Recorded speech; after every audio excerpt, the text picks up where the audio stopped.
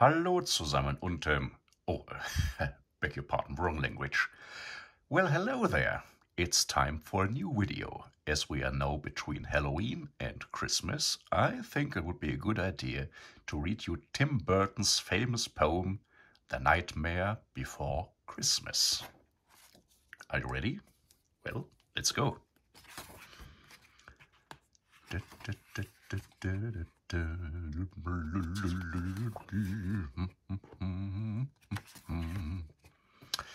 It was late one fall in Halloween land, and the air had quite a chill. Against the moon a skeleton sat, alone upon a hill. He was tall and thin, with a bad bow tie. Jack Skellington was his name. He was tired and bored in Halloween land. Everything was always the same. I'm sick of the scaring, the terror, the fright. I'm tired of being something that goes bump in the night.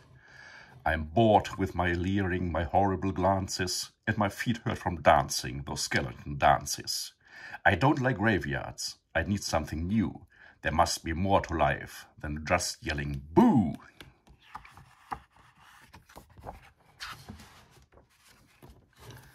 Then out from a grave, with a curl and a twist, came whimpering, whining, a spectral mist.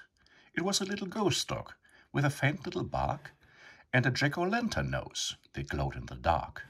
It was Jack's dog, Zero, the best friend he had, but Jack hardly noticed, which makes Zero sad. All night and through the next day, Jack wandered and walked. He was filled with dismay. Then deep in the forest, just before night, Jack came upon an amazing sight. Not 20 feet from the spot where he stood were 3 massive doorways carved in wood. He stood before them, completely in awe, his gaze transfixed by one special door. Entranced and excited, with a slight sense of worry, Jack opened the door to a white, windy flurry. Jack didn't know it, but he'd fallen down in the middle of a place called Christmas Town. Immersed by the sight, Jack was no longer haunted. He had finally found the feeling he wanted, and so that his friends wouldn't think him a liar, he took the present-filled stockings that hung by the fire. He took candy and toys that were stacked on the shelves, and a picture of Santa with all of his elves. He took lights and ornaments and the star from the tree, and from the Christmas Town sign he took the big letter C. He picked up everything that sparkled or glowed. He even picked up a handful of snow. He grabbed it all, and without being seen, he took it all back to Halloween.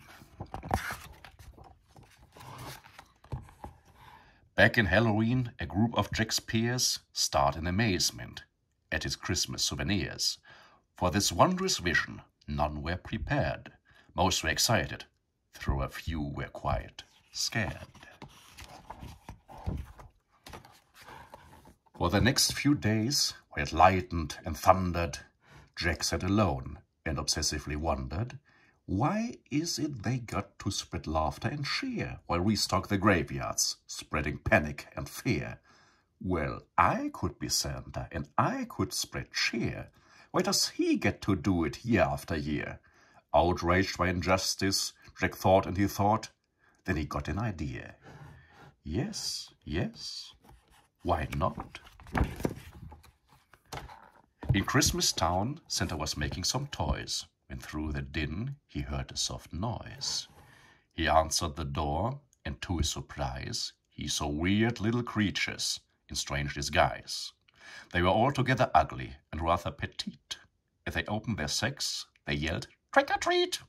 Then a confused Santa was shoved in a sack and taken to Halloween to see Mastermind Jack. In Halloween, everyone gathered once more, for they'd never seen a Santa before. And as they cautiously gazed at this strange old man, Jack related to Santa his masterful plan. "My dear Mr. Claus, I think it's a crime that you've got to be Santa all of the time. But now I will give presents, and I will spread cheer. We're changing places. I am Santa this year, It is I who will say Merry Christmas to you, so you may lie in my coffin, crack doors, and yell boo. And please, Mr. Claus, don't think ill of my plan, for I will do the best Santa job that I can. And though Jack and his friends thought they'd do a good job, their idea of Christmas was still quite macabre. They were packed up and ready on Christmas Eve day, when Jack hitched his reindeer to a sleek coffin sleigh. But on Christmas Eve, as they were about to begin, an Halloween fog slowly rolled in. Jack said, "We can't leave. This fog is too thick. There will be no Christmas, and I can't be Saint Nick." Then a small glowing light pierced through the fog. What could it be? It was Zero, Jack's dog. Jack said, "Zero, with your nose so bright, won't you guide my sleigh tonight?" And to be so needed was Zero's great dream, so he joyously flew to the head of the team. And as the skeletal sleigh started to its ghostly flight, Jack cackled, "Merry Christmas to all, and to all a good night."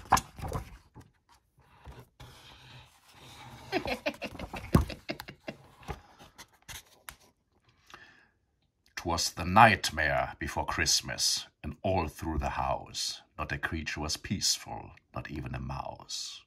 The stockings all hung by the chimney with care, when opened that morning would cause quite a scare. The children, all nestled so snug in their beds, would have nightmares of monsters and skeleton heads. The moon that hung over the new-fallen snow caused an eerie pall over the city below, and Santa's laughter now sounded like groans, and the jingling bells like chattering bones. And what to their wondering eyes would appear but a coffin sleigh with skeleton deer, and a skeletal driver so ugly and sick, they knew in a moment this can't be Saint Nick. From house to house, with a true sense of joy, Jack happily issued each present and toy. From rooftop to rooftop, he jumped and he skipped, leaving presents that seemed to be straight from a crypt. Unaware that the world was in panic and fear, Jack merrily spread his own brand of cheer. He visited the house of Susie and Dave. They got a Gumby and Pokey from the grave. Then to the home of little Jane Neiman, she got a baby doll possessed by a demon. A monstrous train with tentacle tracks, a ghoulish puppet wielding an axe, a man-eating plant disguised as a weth, and a vampire teddy bear with very sharp teeth.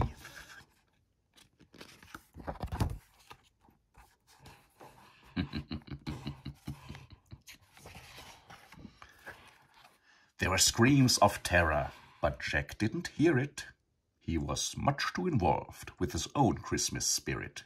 Jack finally looked down from the dark, starry flights and saw the commotion, the noise, and the light. "Why, they are celebrating, it looks like such fun. They are thanking me for the good job that I have done." But what he thought were fireworks, meant as goodwill, were bullets and missiles intended to kill. Then amidst the barrage of artillery fire, Jack urged Zero to go higher and higher, and away they all flew like the storm of a thistle, until they were hit by a well-guided missile.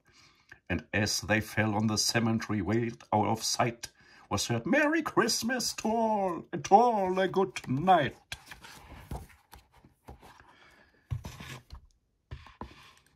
Jack pulled himself up on the large stone cross, and from there he received his incredible loss. "I thought I could be Santa, I had such belief." Jack was confused and filled with great grief. Not knowing where to turn, he looked toward the sky, then he slumped on the grave, and he started to cry. And as Zero and Jack lay crumpled to the ground, they suddenly hear a familiar sound. "My dear Jack," said Santa, "I applaud your intent. I know wreaking such havoc was not what you meant. And so you are sad and feeling quite blue, but taking over Christmas was the wrong thing to do. I hope you realize Halloween's the right place for you. There's a lot more, Jack, that I like to say. But now I must hurry, for it's almost Christmas Day. Then he jumped in the sleigh, and with a wink of an eye, he said, "Merry Christmas," and he bid them goodbye. Back home, Jack was sad, but then, like a dream, Santa brought Christmas to the land of Halloween.